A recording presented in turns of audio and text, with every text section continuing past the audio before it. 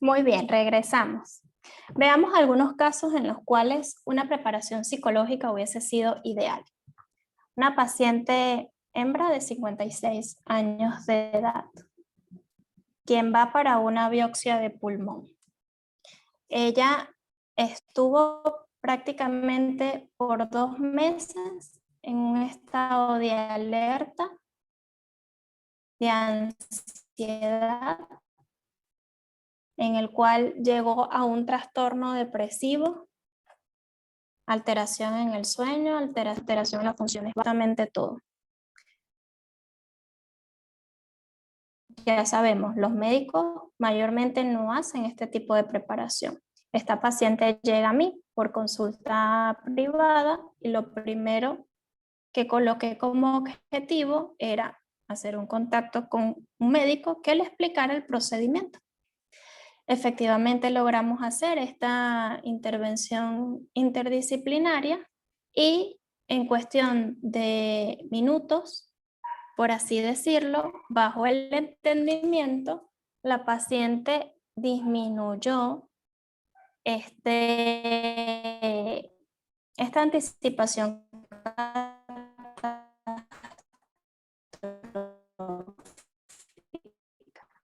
al tener claridad procedimiento, qué era lo que, por los elementos, incluso el riesgo a presentar. Otro paciente que también llega a mí en este caso por también depresión, él recibe un diagnóstico urológico, que era una infección, pero el médico tampoco tuvo un buen abordaje en la explicación del diagnóstico, lo que generó en él el pensamiento de que es cáncer. Como 3-4 meses, llega también a mí y ya después de todo eso, efectivamente, un gran colapso en cuanto a todo su equilibrio emocional, precisamente por una falta de intervención específica allí. Ahora, vámonos a un caso positivo porque también los hay. Este es tan solo uno de los 2.000 pacientes que pude haber atendido en el hospital. Pero esta niña, su primera intervención fue estando bebé, es decir, no tenía ningún recuerdo de eso. Viene a su segunda intervención. ¿Qué hacemos? La entrevista en el ingreso, el acompañamiento en hospitalización, la preparación psicológica para la cirugía. Particularmente en este espacio era su estadía en preanestesia, es decir, detrás de la puerta que ustedes ven allí estaba el quirófano. Y ella estaba muy tranquila, muy colaboradora, muy receptiva, de hecho se fue despierta al quirófano. Después ahí corresponde brindar la atención a los papás, por supuesto. Y otro niño, en este caso sutura en la cara, que parece ser un procedimiento mínimo, pero si esto se hace bajo los parámetros tradicionales que utilizan los médicos, que es aguantarlo entre 5 enfermeras, los 2 papás y el médico encima montando el codo para hacer la sutura, imagínense el trauma de ese bebé. En cambio, al hacer la preparación psicológica, él puede colaborar tranquilamente, hablar, estar despierto durante el procedimiento y se fue tranquilito. Es más, regresó para quitarse los puntos y no tuvo ninguna respuesta emocional. ¿Cómo se genera eso? A través de la preparación psicológica. La aplicación de procedimientos médicos percibidos como amenazantes, dolorosos o peligrosos, unida al propio malestar causado por la enfermedad, podrían originar consecuencias inmediatas durante el tiempo de estancia en el hospital, así como después de la misma. Aquí, mis estimados, entramos nosotros. A mí me gusta mucho la preparación psicológica para los niños. Y una de las formas en las cuales hacía era a través de la magia, ¿sí? Nosotros entramos acá prácticamente haciendo magia para que todos los pacientes puedan tener una experiencia lo menos traumática posible. ¿En qué consiste la preparación psicológica? O la psicoprofilaxis, como es otro nombre que lleva. Es un proceso porque no se trata de una sola acción, se trata de múltiples acciones que van en continuidad, en jerarquía también, psicoterapéutico de objetivos, ya sea preventivos o de intervención focalizados a la situación quirúrgica, hospitalaria también, y planificado para promover en el funcionamiento afectivo, cognitivo, interaccional y comportamental del enfermo, recursos que lo orientan ya sea a afrontar el procedimiento, a reducir los efectos eventualmente adversos para, no me gusta mucho esta palabra, pero es la que utiliza la autora, que pueda tener un equilibrio mental y facilitar la recuperación biopsicosocial.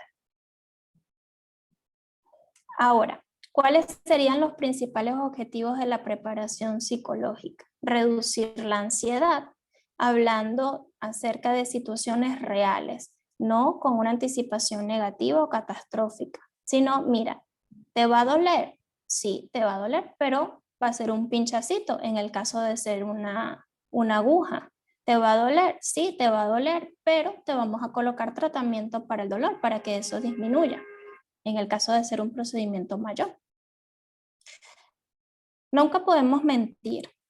Esto es una de las acciones también típicas de los papás o de los acompañantes. No, no te va a doler. No, eso no te van a hacer nada. No, ella te va a dar una chupeta, cosa que es falso. Y más bien puede interferir con el proceso. También busca favorecer la colaboración y la adaptación al brindar información y potenciar habilidades para afrontar los procedimientos.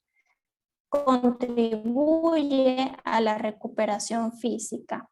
Y hablando de este en particular, una de las cosas que diferencia a los niños de los adultos tiene que ver específicamente, disminuye o que ya se pasó el malestar, ya los niños vuelven otra vez solitos a sus actividades.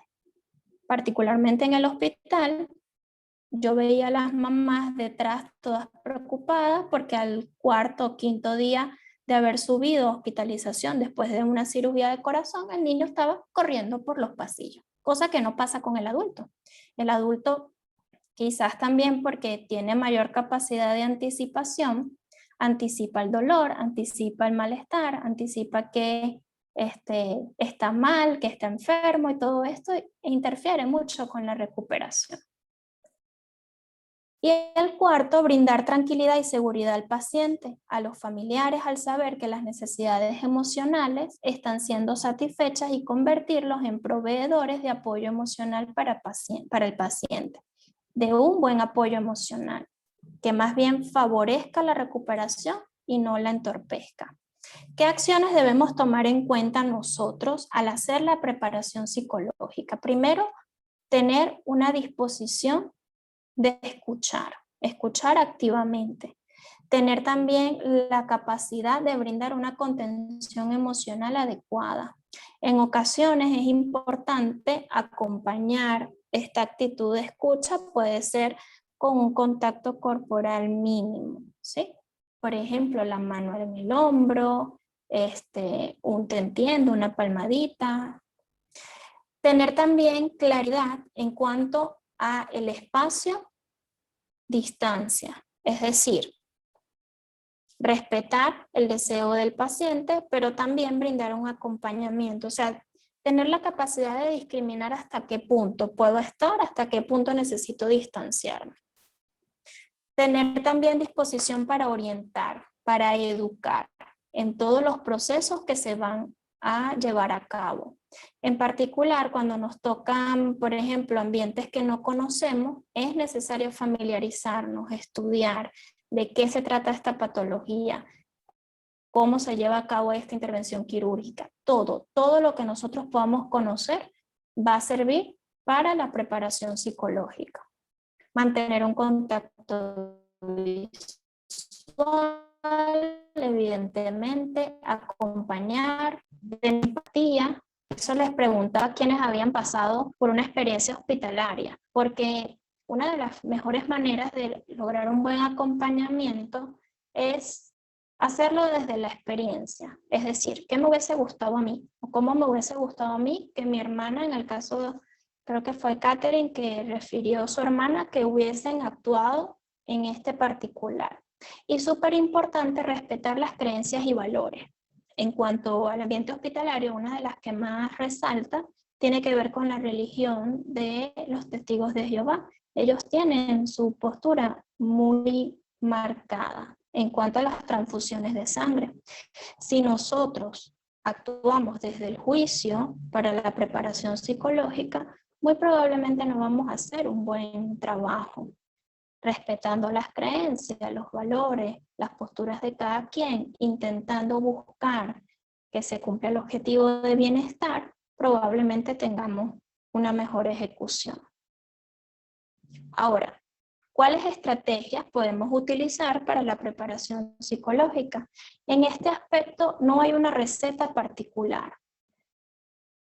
Todo lo que sea adecuado bajo los principios clínicos, los principios profesionales, los principios filosóficos, los principios psicológicos de la profesión, que sea útil para cumplir los 4 objetivos que ya vimos, va a ser una estrategia que se puede utilizar para la preparación psicológica.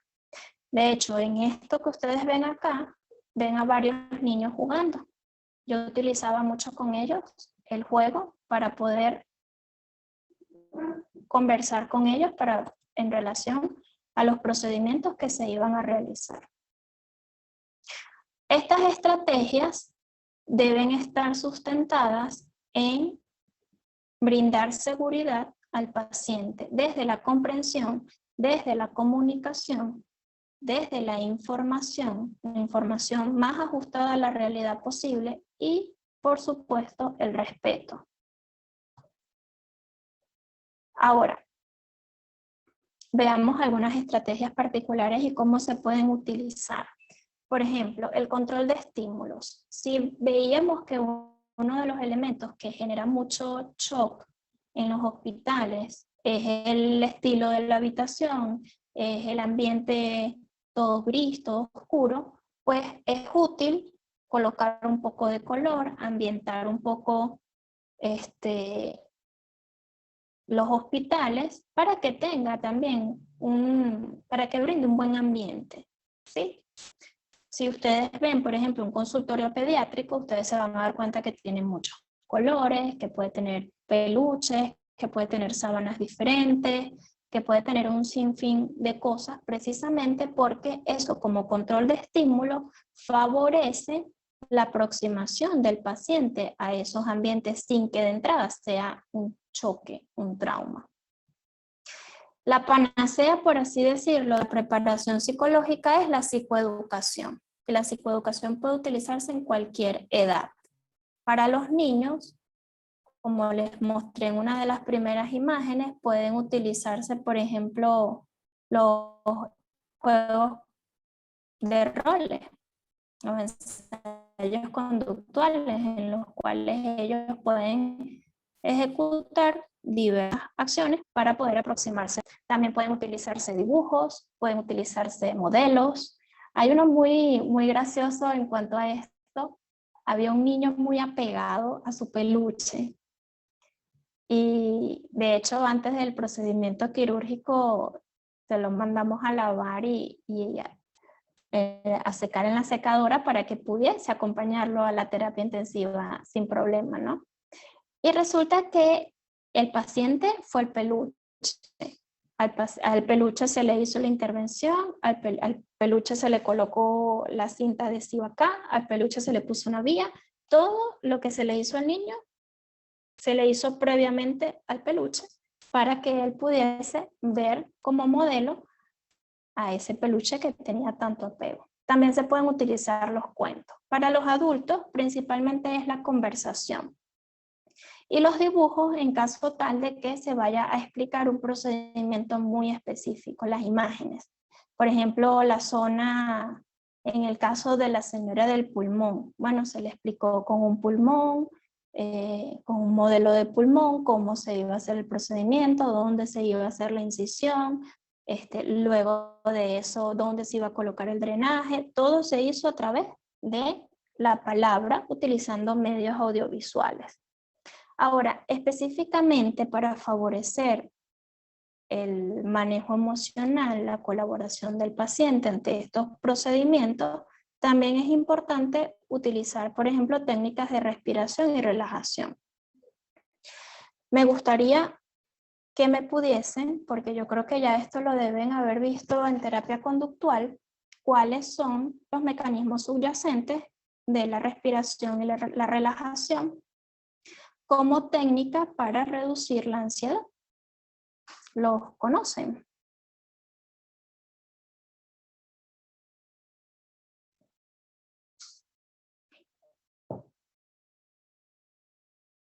Partimos de el hecho de que no podemos estar tensos y relajados al mismo tiempo, ¿verdad?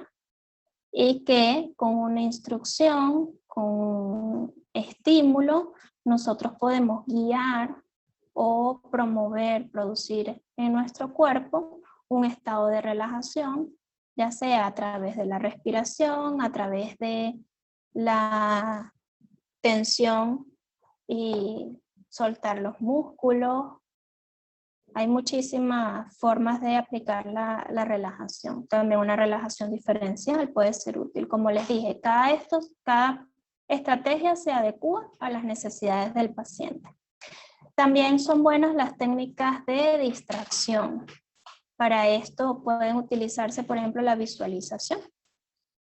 Es decir, mientras te van a tomar la vía, tú vas a imaginar que estás en una playa y te imaginas la playa y hacemos todos esos ejercicios que ya nosotros conocemos desde la visualización. ¿Por qué? Porque bien sabemos que todo lo que pasa neuroquímicamente en nuestro cerebro a través de la imaginación tiene un efecto también real en nuestro cuerpo. Para eso son útiles las técnicas de distracción.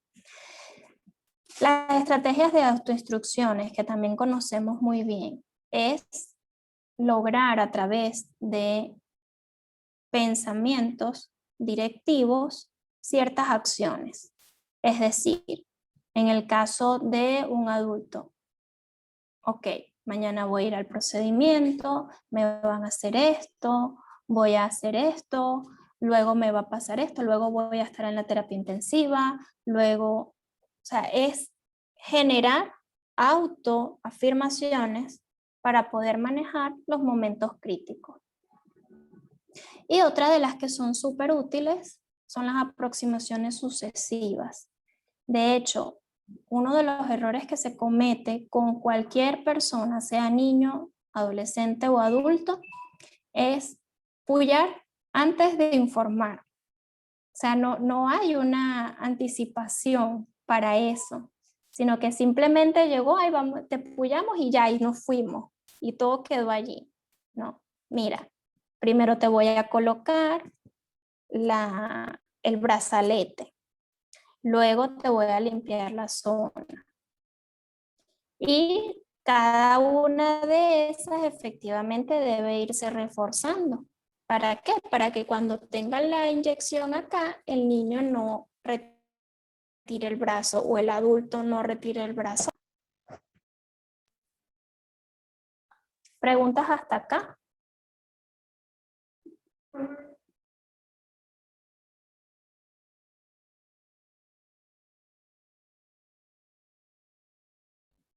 Si se dieron cuenta, en estas estrategias están desde el manejo de los pensamientos, el manejo de las emociones, a nivel comportamental propiamente dicho, y desde la anticipación, es decir, desde la preparación de los estímulos para una mejor respuesta de los pacientes en estos ambientes. ¿Sí se dieron cuenta?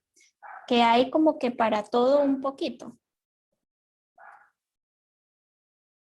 Ahora, profundizando en la psicoeducación, que digamos que es la más empleada, ¿qué es lo que hay que educar? Pues que sea referente a la hospitalización y a la cirugía, desde el momento A hasta el momento Z, todo lo que se va a hacer, todo lo que va a pasar el paciente, la normativa del centro, el motivo de los tratamientos y los procedimientos, las actividades que ofrece el hospital, si las hay, las sensaciones que va a experimentar la persona. No se puede engañar ni minimizar el dolor. Muchas veces también pasa esto. Ay, pero si eres cobarde, que aquella niñita que está allá no lloró. Sí, pero cada quien tiene su umbral del dolor y es diferente, forma parte de las particularidades de cada quien. No hay que minimizar las sensaciones que pueda estar sintiendo. Hay que informar también sobre la rutina preoperatoria, el ambiente quirúrgico. En el caso tal de que vaya a estar despierto, hace falta mucho más énfasis en lo que va a haber en este ambiente quirúrgico. El periodo postoperatorio, uno de los momentos más críticos es la estadía en la unidad de cuidados intensivos, principalmente por el nivel, el nivel de invasión. Muchas veces hay un tubo endotraqueal, hay una vía central, hay drenaje, hay una cicatriz X donde sea el procedimiento. Entonces eso es bastante perturbador, cosa que hay que informar previamente. El egreso, el cuidado y el tratamiento luego del postoperatorio, súper importante. ¿Qué favorece la psicoeducación o cómo favorece esto? Bueno, disminuye la incertidumbre, que todos los que compartieron su experiencia la manifestaron, y por tanto la ansiedad. Es decir, el ambiente puede anticipar la situación a la que se verá expuesto y va a poder afrontarla de forma más efectiva. Para brindar una psicoeducación adecuada se debe tomar en cuenta la edad del paciente. No es lo mismo tratar con un niño de 5 años que con una persona de 55. No podemos llevar a cabo la misma forma de psicoeducación. Pero lo que sí es común a todas las acciones es que deben ser utilizadas palabras claras y sencillas de uso diario, acorde a la edad, empleando términos y expresiones cotidianas, partiendo siempre de lo que se sabe o lo que imagina. Particularmente en el hospital, cuando yo llevaba a cabo esta acción, una de las respuestas comunes era que iban a sacar el corazón, lo iban a colocar en una bandeja, lo iban a reparar y luego metían nuevamente el corazón. Y esto era una de las cosas que más perturbaba a los papás o a los pacientes. Evidentemente no era así. Todo el trabajo que se hacía en el corazón era dentro del paciente y conectado evidentemente a todo lo que correspondía al cuerpo. Evidentemente se tenía que detener el corazón. Para esto estaba una máquina que hacía las veces del corazón y el pulmón, de modo que todo el cuerpo recibiera sangre durante el procedimiento. Al aclarar esto, al brindar en forma sencilla esta información, los papás se sentían mucho más tranquilos y los niños ni se imaginan. También es importante brindarla poco a poco, dosificarla. Con todos los pacientes no podemos hacer una psicoeducación en un solo momento o en una sola sesión. A veces hay que dividirla en varias partes dependiendo también de la respuesta del paciente, ¿ok? Por eso hay que partir siempre de lo que sabe. ¿Qué quieres saber? O sea, ¿qué sabes? ¿Qué quieres saber? Estar atento al lenguaje verbal y no verbal para decidir cuándo debo detenerme. Indagar si hay algún temor, alguna preocupación, por ejemplo, algo de lo que te comenté te asusta, te da miedo, quieres preguntar algo más, tienes alguna duda sobre lo que conversamos. Involucrar al personal médico en esta tarea sería lo ideal, pero previa capacitación para que ellos puedan utilizar también términos adecuados y responder de forma adecuada a los pacientes. Esto me pasaba mucho en la reunión que les comenté interdisciplinaria, en la terapia intensiva. Precisamente yo fungía allí como mediador. La información que daba a los médicos, luego se la traducía a los papás y luego le preguntaba a los papás qué entendieron.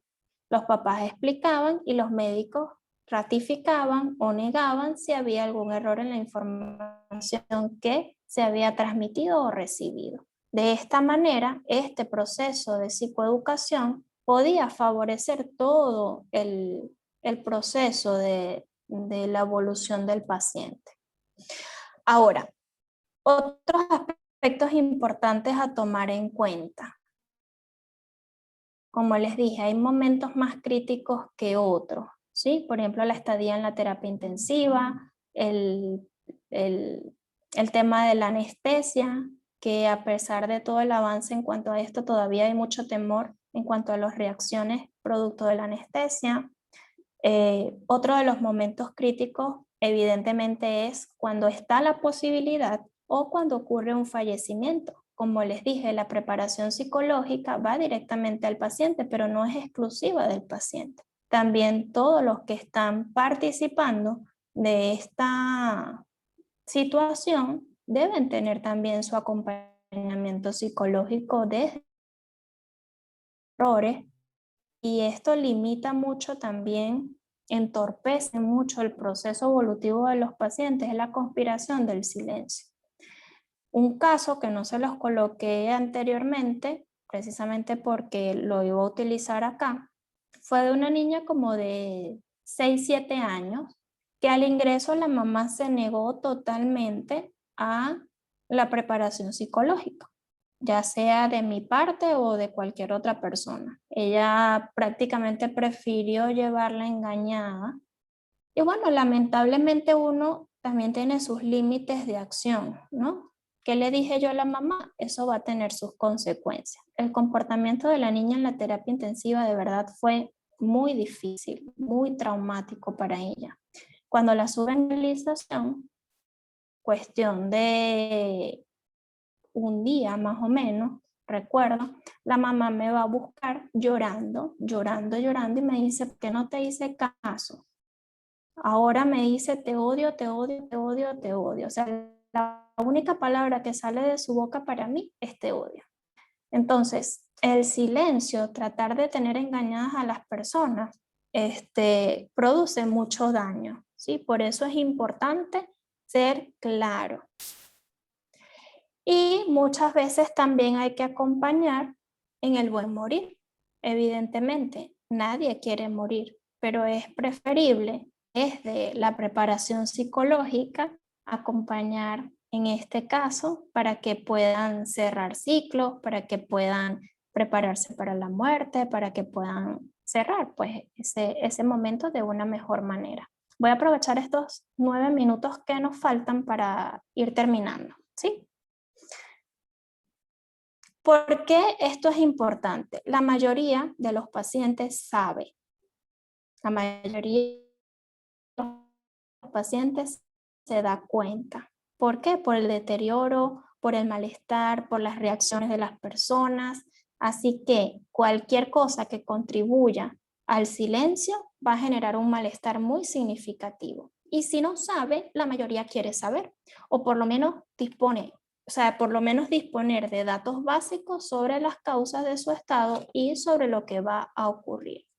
La información, comunicación asociada a un compromiso de soporte y el énfasis de los aspectos positivos son elementos terapéuticos que favorecen la adaptación. Pautas a seguir en cuenta. Por lo menos Bailey y Bookman desarrollan estos 6 pasos. Yo les dije que no había receta, pero para cuando estamos comenzando es bueno tener, digamos que un protocolo de acción. Preparar el entorno, indagar qué sabe el paciente, indagar qué desea saber el paciente, compartir información, responder adecuadamente a sus sentimientos y establecer o plantear un plan de acción. Estos 6 pasitos pueden favorecer muchísimo, muchísimo lo que es la preparación psicológica o a la comunicación de las malas noticias, que fue el plan original de estos autores.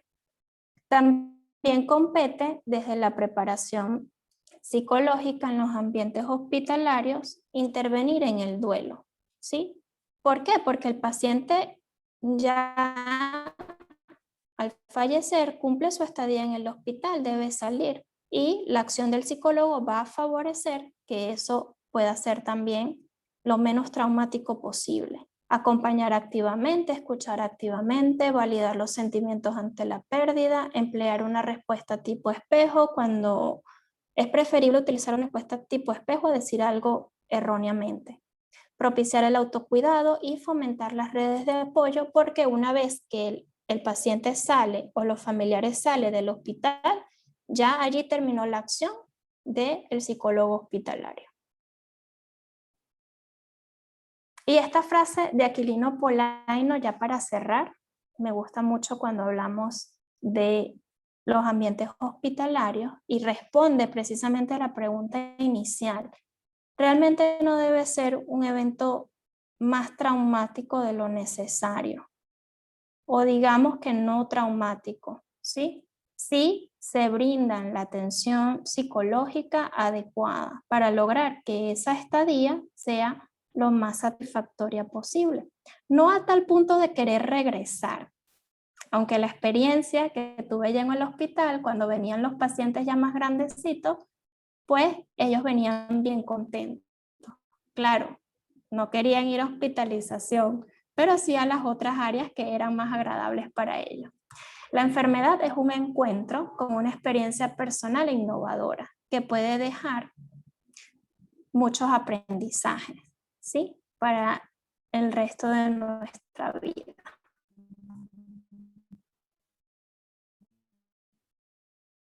Ahora, en estos 5 minutos 40 segundos, leo si hay preguntas.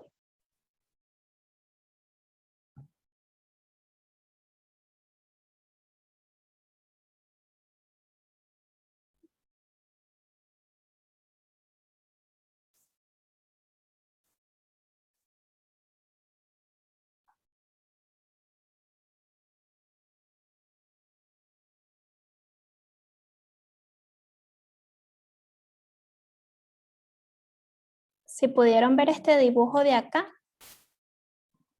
es un niño en una terapia intensiva. La cama, la solución, las vías.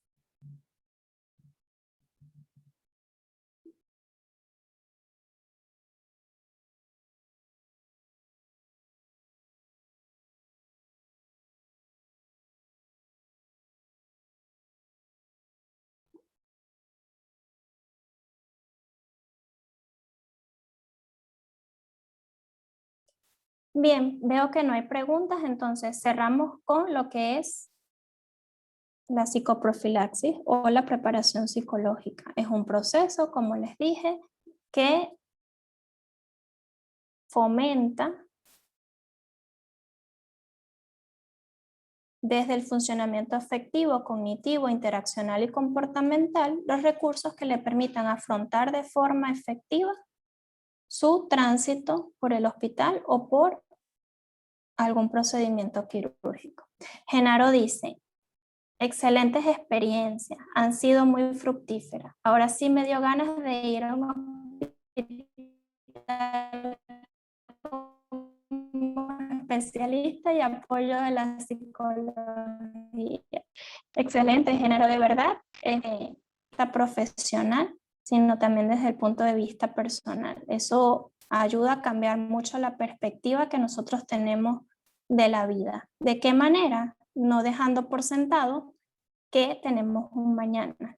Enfocarnos, como dicen las terapias conductuales de tercera generación, en el momento presente y hacer lo que nos compete, el disiparnos al mañana y sin estar enfrascados en el pasado. Bueno, los dejo entonces con Valesca o con el...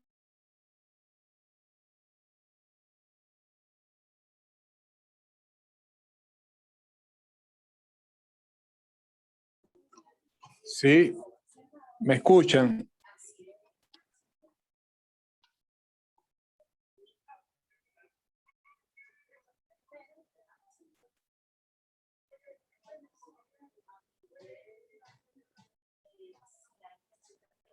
Bueno, profesora Gabriela, muchas gracias por la clase. De verdad que me parece excelente toda la información que compartió, la experiencia, los conocimientos, inclusive cómo se ajustan todas las técnicas que hemos aprendido aquí en la mención, en el campo hospitalario. Y qué importante es considerar al otro, ¿no? Por ejemplo, lo que estabas explicando en cuanto a la información, la comprensión de los pacientes, ya sean niños o adultos. Me gustó esa experiencia de modelaje con el osito, que seguro los niños se les hace más fácil aceptar todo el dolor que van a sentir y eso de no mentirles me parece excelente. Y la psicoeducación con los padres e incluir también al equipo interdisciplinario en toda intervención psicológica. No sé si ustedes tienen alguna pregunta con la profesora.